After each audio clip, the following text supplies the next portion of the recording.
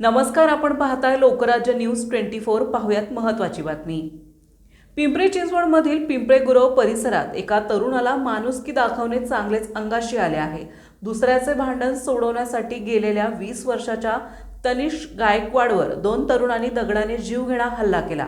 ही घटना शुक्रवारी सायंकाळी ओमकार कॉलनी भागात घडली।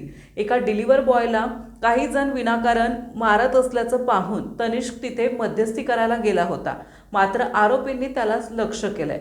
मिळालेल्या माहितीनुसार तनिष्क हा मोर्या बागचा रहिवासी असून तो तेथून जात असताना त्याला मारहाण सुरू असल्याचं दिसलं। त्याने माणुसकीच्या नात्याने वाद मिटवण्याचा प्रयत्न केला, पण मारहाण करणाऱ्या गुंडांनी त्याचा राग आला आणि त्यांनी तनिष्कचा पाठलाग करून त्याच्या डोक्यात मोठा दगड घातला, ज्यावेळी तो रक्ताच्या थारोळ्यात पडला। या घटनेनंतर परिसरात भीतीचे वातावरण असून भर रस्त्यात अशा प्रकारे हल्ला झाल्याने परिसरात भीतीचे वातावरण आहे। सांगवी पोलिसांनी या प्रकरणी कारवाई करत कार्तिक चव्हाण वय वर्ष 19 आणि चिराग घाट वय वर्ष 20 यांच्यावर गुन्हा नोंदवला आहे। जखमी तनिष्कने स्वतः पोलीस ठाण्यात जाऊन फिर्याद दिली।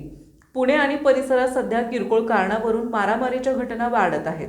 पोलीस सध्या या प्रकरणाचा अधिक तपास करीत आहेत। महाराष्ट्रातील महत्त्वाच्या आणि ताज्या बातम्या पाहण्यासाठी आजच आमच्या लोकराज्य न्यूज 24 न्यूज चॅनलला YouTube वर सबस्क्राईब करा आणि बेल आयकॉन प्रेस करा।